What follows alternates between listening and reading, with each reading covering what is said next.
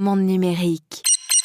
Et là, j'ai vu, leurs robots. D'ailleurs, j'ai publié quelques photos et il y a quelques vidéos qui vont sortir dans pas longtemps, de robots qui sont, effectivement avec une dextérité, qui marchent, qui courent, qui, quand on les pousse, se rattrapent, qui font semblant de se battre, qui dansent, et cetera. Et qui marchent très bien et qui sont, vraiment très impressionnants. Mais ça s'arrête là parce que ce sont des robots qui sont téléopérés. C'est-à-dire qu'en permanence, tu as quelqu'un derrière avec une télécommande qui, manipule le robot.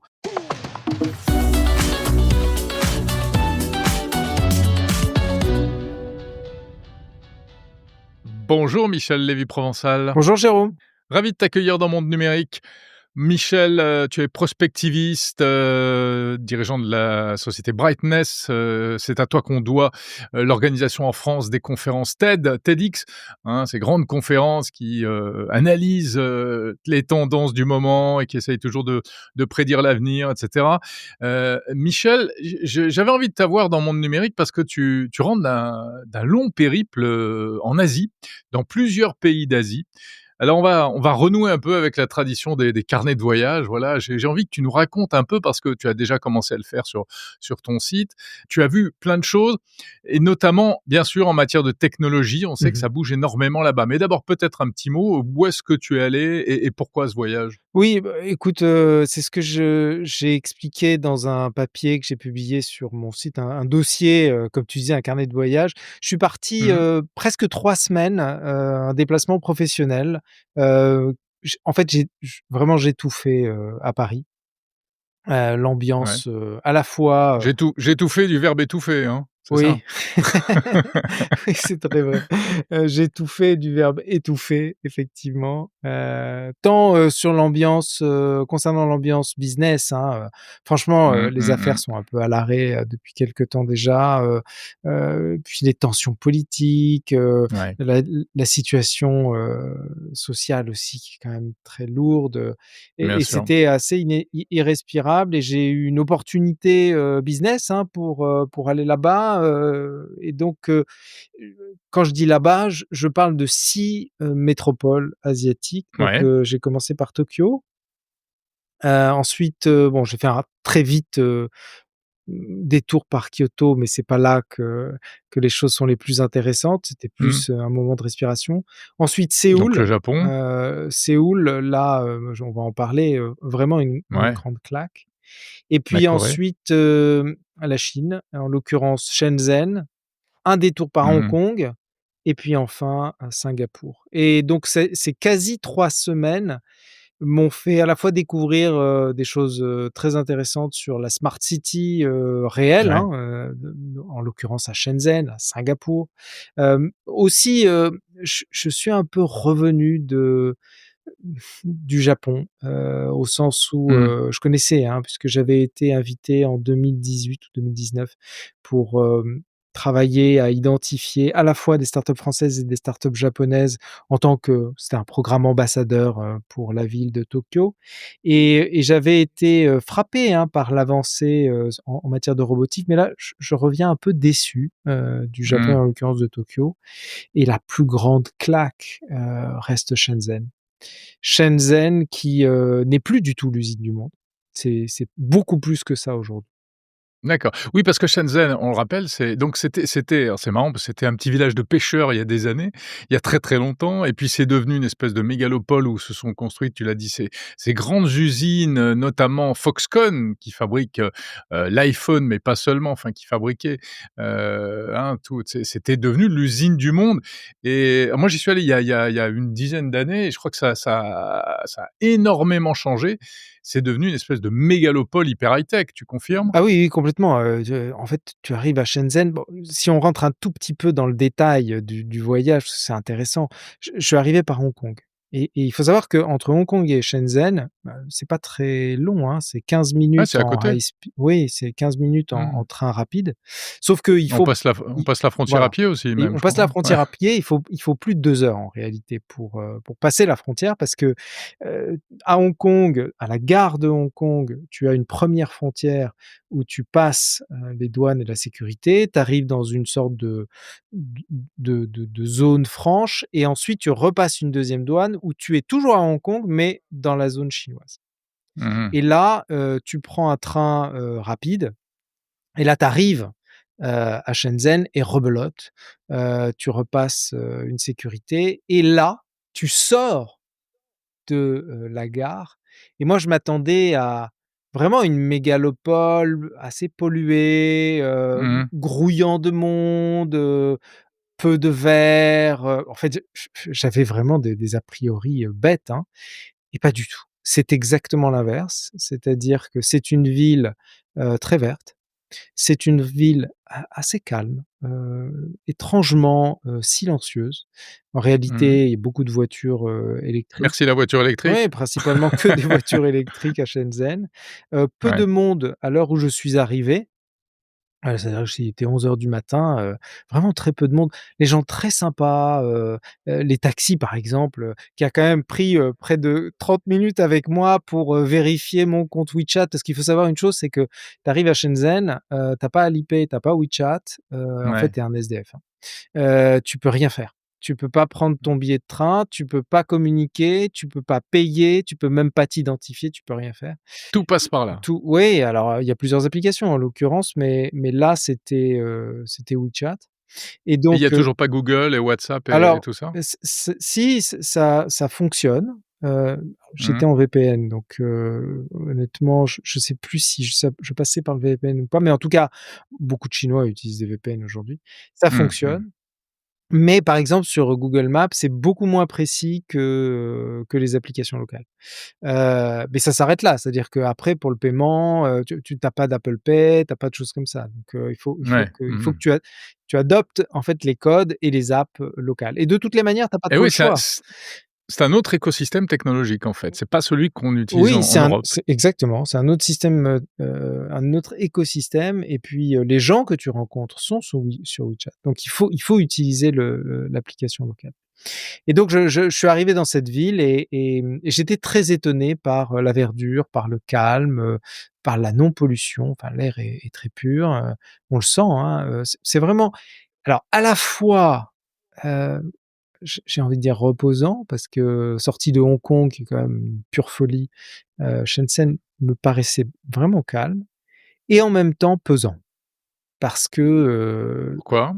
parce que tu sens la surveillance permanente. C'est-à-dire qu'à Ouais. tous les coins de rue, tu as des caméras, la présence policière est très, très forte, et puis cette sensation de tout passer par le mobile, d'avoir passé la douane avec de la biométrie, avec tu sens quand même le poids Ouais. du régime.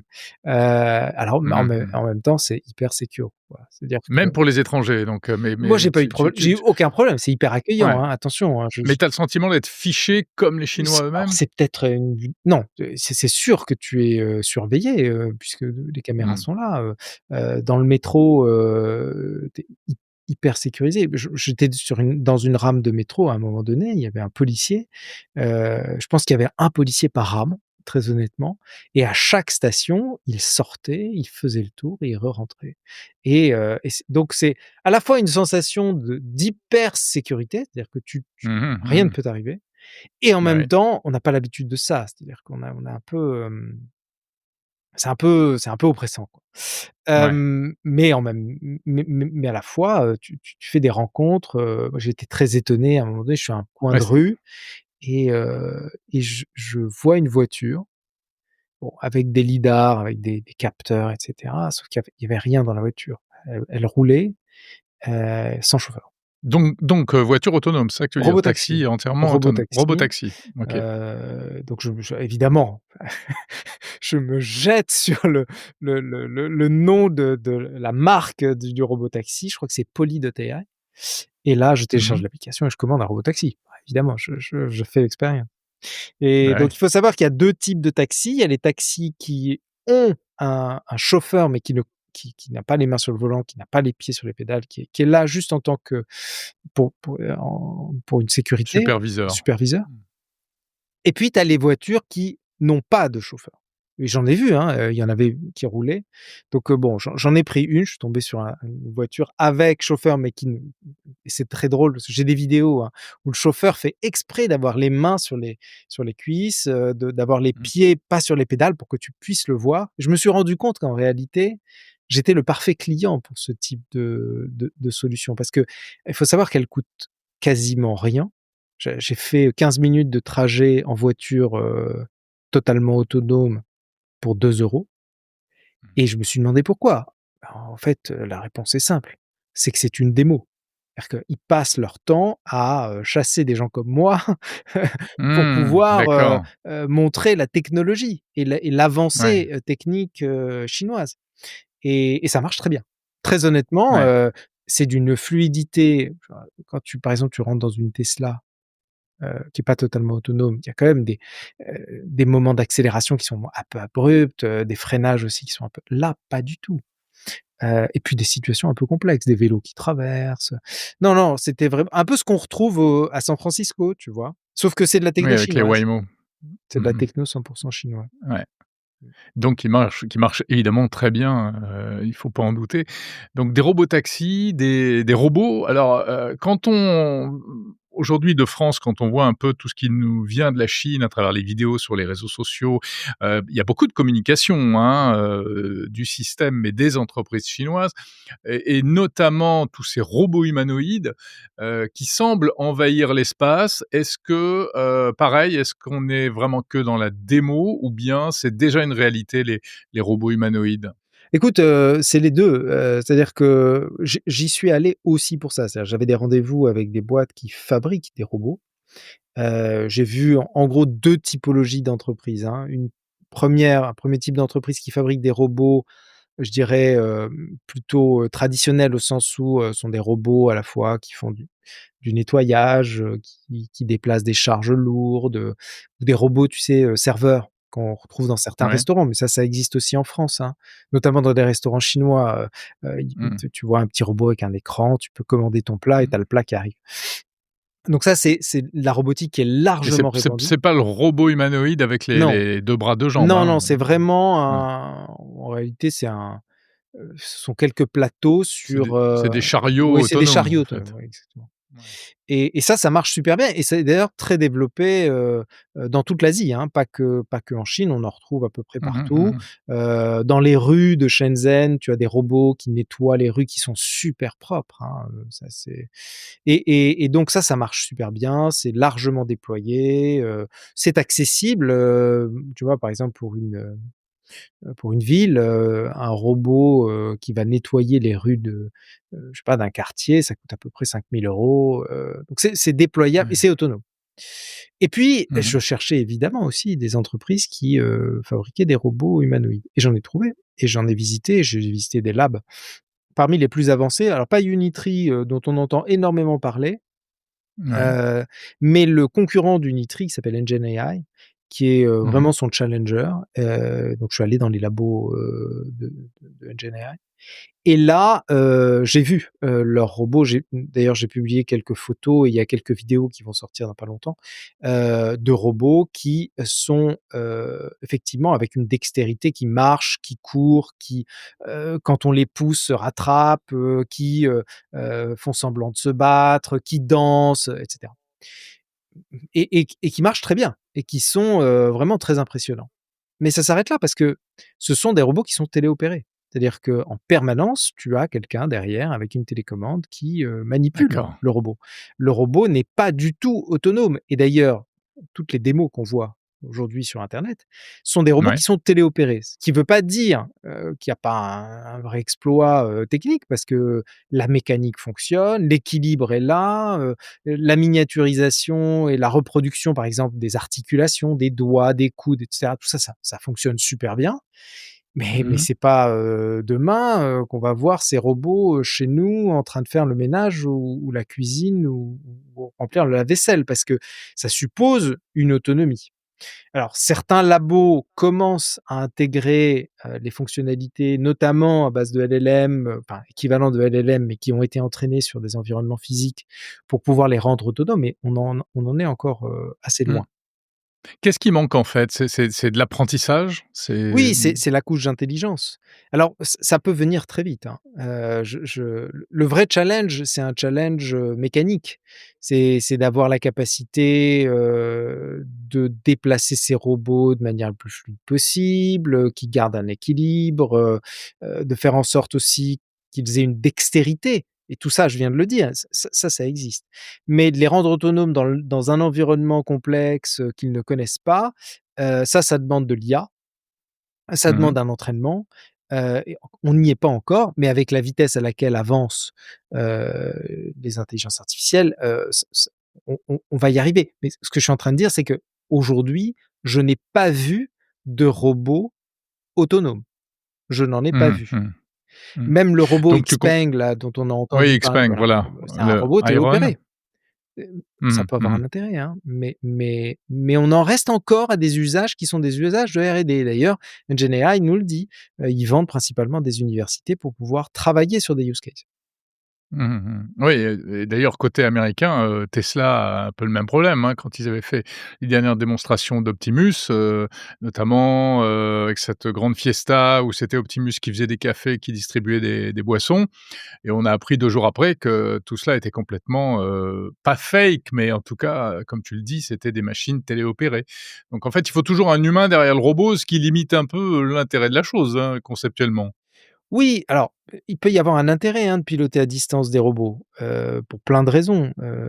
Ça peut être, pour, par exemple, aller dans des zones où on ne peut pas, aller humainement. Ça peut être aussi pour pouvoir, interagir dans des environnements où, on n'a pas besoin de se déplacer. Il peut y avoir un intérêt. Mais la Mmh. promesse, qui reste quand même assez bluffante d'un robot autonome chez soi, qui fait un certain nombre de tâches, ça, on n'y est pas. Mais encore une fois, je pense qu'on se laisse aussi pas mal avoir en Europe et en France aussi, hein, par Mmh. la surcommunication. La dimension storytelling, le fait de se survendre tant aux États-Unis qu'en Chine et n Ouais, mais alors on était habitué à ça de la part des Américains, pas forcément de la part des Chinois jusqu'à présent.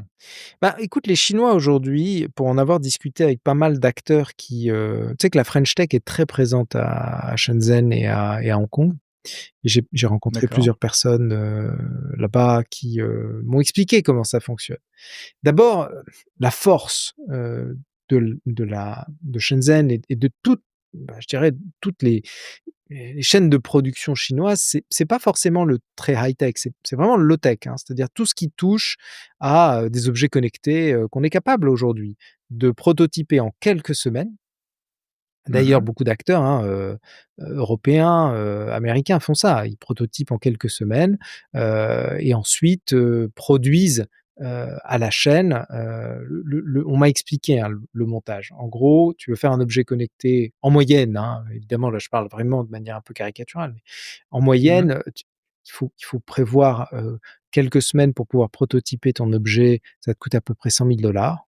À partir du moment où tu as un plan jusqu'au moment où tu commences à avoir dix exemplaires de ton objet qui est vraiment complètement opérationnel, qui commence à pouvoir être certifié et ensuite, tu passes en production. Donc dans les chaînes de production, pas forcément à Shenzhen d'ailleurs, mais plus à l'intérieur du pays et là, faut compter à peu près 300 000 $ pour avoir les 3000 premiers devices, mais vraiment en production massive.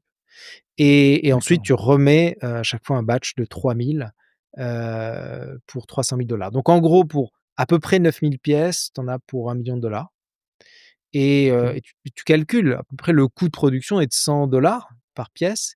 C'est pas un hasard d'ailleurs, sur la plupart des objets connectés qu'on voit sur le marché tournent autour de 250, 300, 350 parce que, avec les coûts de marketing, les coûts de distribution et la marge, on est dans ces ratios-là, tu vois? Et je te parle par exemple, des Mmh. bagues, connectées, je te parle, de toutes sortes de devices, tu sais, les fameux devices qui intègrent de l'IA, Mmh. tous ces objets intelligents, en réalité, sont conçus et déployés très, très rapidement, par cette chaîne, là.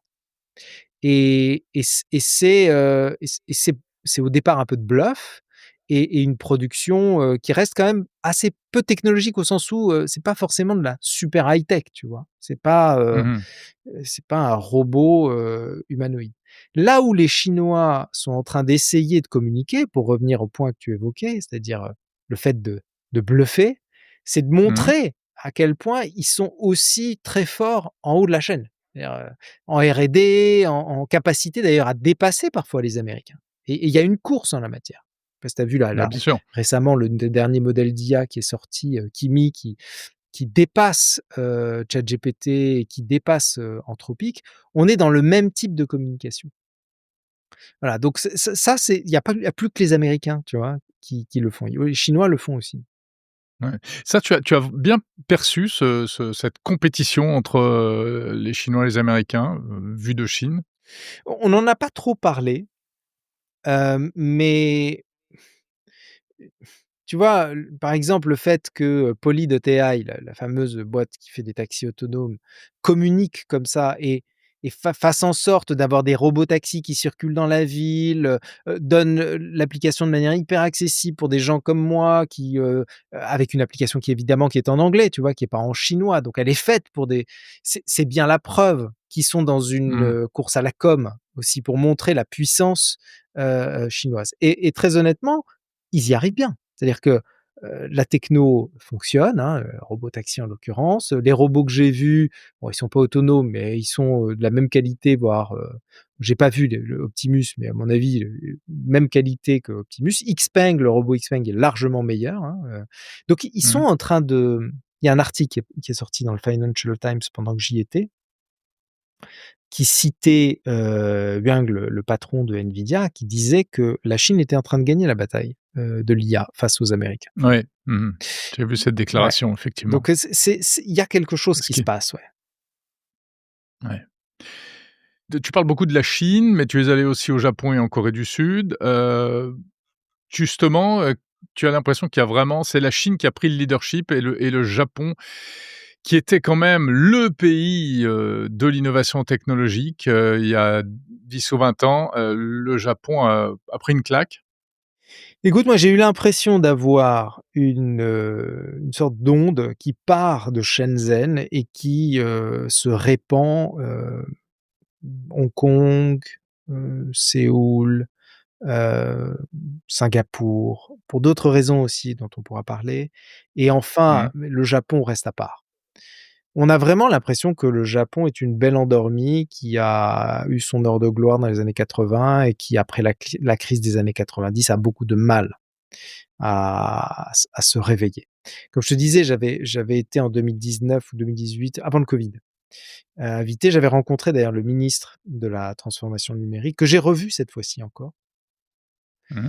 et qui, m'a très gentiment reçu d'ailleurs, et qui m'a expliqué, hein, que, par exemple, les Japonais n'ont pas de modèle, fondation, japonais et il a cité D'intelligence ouais. artificielle, ouais. Mmh mh. Et il a cité Mistral, tu vois? Il a cité Mistral comme étant pas forcément un modèle, parmi les plus performants, mais comme étant une preuve de, la pertinence de son point de vue, de la stratégie française d'être, capable de déployer un modèle souverain. Alors il y a beaucoup de débats, hein, sur Mistral, mais je vais t'avouer que je suis revenu C'est-à-dire, il y a beaucoup de débats en Asie, tu veux dire, non, non, ou en non, France? en France, en disant Ouais. Mistral, finalement, c'est un modèle qui est pas performant, pas assez performant par Ou rapport aux modèles américains et cetera. ouais, Bon. c'est effectivement, c'est ce que j'ai entendu dire moi aussi, aux États-Unis. Oui, oui, mais ce qui est pas Mmh. faux, hein, c'est-à-dire que le modèle est moins performant que, GPT-5 et Mmh. Anthropic. Mais là où j'ai moi-même changé, d'avis en rencontrant, notamment, le Takuya Hirai, l'ancien ministre. Heu, Mmh. il me dit, «Ça ne sert à rien de déployer autant d'énergie et autant d'investissements pour essayer de rattraper un GPT-5 ou un Anthropic.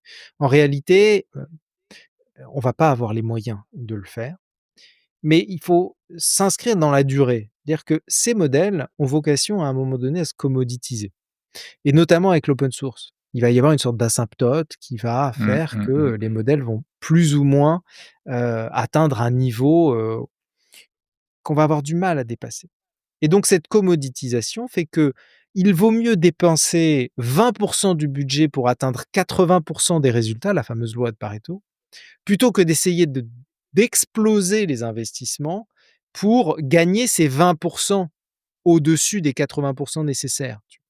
Et ça, Mmh. c'est une philosophie, que j'ai retrouvée dans le discours de, Takuya Hirai, mais aussi chez les Chinois. Les Chinois ont cette Ouais, approche, frugale tout à fait. et c'est ce qui m'a fait revoir un peu mon point de vue sur Mistral parce que, à terme, pas pour l'instant, c'est clair que pour le moment, Mistral est moins performant, mais à terme, peut-être que c'est une arme, qu'on doit continuer à développer, pas parce qu'il nous faut être souverain, autonome et nous couper des acteurs américains ou même des acteurs, asiatiques, mais il nous faut, au cas où, avoir quand même une technologie qui nous permet d'être, si quelque chose arrivait, être autonome, au moins avec 80 des usages ou en tout cas avec les usages qu'on aurait besoin d'avoir. D'autant qu'à long terme, cette commoditisation risque de, heu, homogénéiser, je dirais, la performance, la performance des modèles. Ouais. Ouais, c'est très, très intéressant, je trouve, ce que tu dis, parce que c'est des choses, que j'ai ressenties aussi et constatées. Finalement, on c'est un peu ce qui s'est passé avec le hardware, hein, où aujourd'hui, ben, l'ordinateur, ça coûte plus rien, c'est facile à fabriquer, on en fabrique même en France, mais d'ailleurs les gens ne le savent pas. Je sais pas, on peut citer, il y a la marque Thomson, enfin, ils fabriquent pas en France, mais ils fabriquent en Chine et cetera. Enfin bref, c'est donc ça devient des commodités, tout Mmh. cela devient des commodités, il y a plus beaucoup de valeur. Toute la recherche a été financée par les autres, en fait, par les Américains, tout le développement, et cetera. Du coup, si ce sont des commodités, on va pouvoir en profiter, c'est vrai, ça c'est le côté positif. Mais il y a quand même, et tu me l'accorderas, des limites et des limites en termes de souveraineté ou autre, parce que dès qu'on va toucher au cloud, on met le doigt, il y a des risques, par rapport, aux lois extraterritoriales américaines, et cetera. On peut pas demander à une entreprise de défense française, d'utiliser ChatGPT aujourd'hui, c'est totalement déraisonnable. Mmh. Donc ce que tu dis, c'est ça, c'est qu'il vaut mieux finalement avoir 80 heu, de l'état de l'art, mais souverain, plutôt que rien, ça c'est sûr, et sans forcément avoir besoin d'avoir 100 de l'état de l'art. Qui C'est alors oui, mais je rajouterai une chose. Il Mmh. ne faut pas pour autant s'interdire d'utiliser les technologies américaines et éventuellement les technologies chinoises. Ça, c'est un point très important parce que une des choses dont je me suis aussi, rendu compte, c'est que au delà du fait que, par exemple, on nous copie au Japon sur la stratégie IA, mais aussi j'ai appris par exemple qu'ils avaient monté un, station AI sur le modèle de station F. Ah, c'est quand même, D'accord, tu vois? C'est quand c'est même une intéressant. chose très étonnante, tu vois? Mmh. Bon, au-delà de ça, je pense qu'on a quelque chose qu'on sous-estime de manière, flagrante et je m'en suis rendu compte en me déplaçant là-bas, c'est la puissance de la marque France dans toute l'Asie et D'accord. quand je parle de la puissance de la marque C'est-à-dire? France, je parle à la fois, heu, de la dimension, presque onirique que, suscite la France dans dans ce continent. C'est-à-dire que quand, on parle français, quand, on évoque une marque à connotation française, même si ce ne sont pas des marques qui sont détenues par des Français. Là, j'ai plusieurs exemples, par exemple de parfums. à Séoul, un parfum Selvatico, je l'ai noté, Mmh. qui est un parfum qui se présente comme une eau de parfum, avec, des produits, dont le nom évoque la France, la forêt de Fontainebleau, écrit évidemment avec plein de fautes d'orthographe, comptoir de Ouais, thé, avec des fautes d'orthographe également, sous-bois de Saint-Germain, des choses qui sont presque risibles. En fait, c'est une boîte qui est détenue à 100 par des Coréens, mais qui ouais. utilise l'imaginaire français pour créer, ce désir de consommer, cette marque. Donc il y a cette dimension de la marque France qui est hyper désirable et puis il y a une Mmh. autre dimension, c'est, on nous reconnaît une capacité à créer des expériences uniques, à avoir, des designers, de génie, à créer de la poésie, à être extrêmement exigeant sur la qualité également. Et donc, à partir de ce moment-là, on peut, construire des applications, des Mmh. produits, des services qui vont s'appuyer sur des technologies qui sont pas forcément des technologies que nous maîtrisons. Tu vois, avoir par exemple, j'en discutais avec un acteur qui est basé à Hong Kong. Avoir par exemple des voitures, chinoises, heu, qui sont, proposées avec des services qui sont déployés ou avec du design qui est déployé par des Français, c'est une valeur ajoutée qu'on peut apporter. De la même manière, proposer des applications qui sont basées sur des intelligences artificielles qui sont pas forcément développées, par nous Français ou nous Européens, mais qui vont utiliser un savoir-faire, du software, des couches logicielles et pourquoi pas de la data qui est, issue de nos laboratoires, ça peut avoir une valeur ajoutée qui peut avoir une énorme valeur, pas simplement pour notre marché, et ça, c'est un autre aspect et je terminerai là-dessus, dont je me Mmh. suis rendu compte. C'est qu'on raisonne beaucoup trop marché local. C'est-à-dire qu'on raisonne beaucoup trop sur notre, marché domestique, que ce soit en France ou en Europe. Évidemment, beaucoup plus en Mmh. France qu'en Europe, et on raisonne presque pas marché asiatique, alors que le marché est là. Alors qu'il Enfin, il y a quand même de ouais, il alors y il a y a quand même de beaucoup beaucoup d'acteurs, d'entreprises oui, oui, il y a beaucoup de grands acteurs français qui sont très, très tournés vers la Chine, on dans le le sait, hein, luxe, en l'occurrence. dans le luxe Oui, notamment, c'est voilà. très Mmh. présent, oui, oui. Mais je parlais pas du luxe, je parlais, d'autres secteurs De la d'activité. tech. Je peux parler de la tech, je peux parler, du tu vois, sur, l'alimentation et le lifestyle, mais c'est impressionnant de voir à quel point la marque France attire. Mmh mh. Les boulan je ne compte pas le nombre de boulangeries qui ont des noms, des marques françaises alors qu'elles ne sont en rien françaises. Donc il y a quelque chose de, presque de dommage, tu vois? De voir cette valeur exploitée d'ailleurs par d'autres et qui mériterait en fait d'être, déployée peut-être même sur d'autres secteurs d'activité. Peut-être sur celui de la santé, sur celui de l'industrie aussi. Bah, Mmh. on a des pépites industrielles qui sont reconnues d'ailleurs, en Asie. On m'a parlé de Dassault Systèmes par exemple. Il faut Bien sûr. savoir que, Mmh. Airbus, est très présent à Singapour. Dans l'énergie, Total est archi, présent. Les enseignes JC Deco sont partout en Asie. Tu vois? Il y a quand même une présence très, très forte, de la France. J'en parle presque comme un néophyte, quelqu'un qui connaissait, parce que je connaissais pas bien l'Asie, hein. Je connais très bien les US parce que j'ai travaillé pendant 15 ans, notamment avec TED, avec Boma, beaucoup avec des Américains.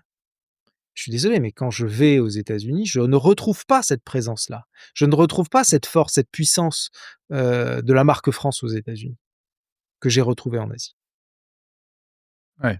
On nous regarde un peu comme des rigolos parfois, pour faire Oui, et court. ce qui n'est pas du tout le cas en Asie. Plus que mmh, mmh mh.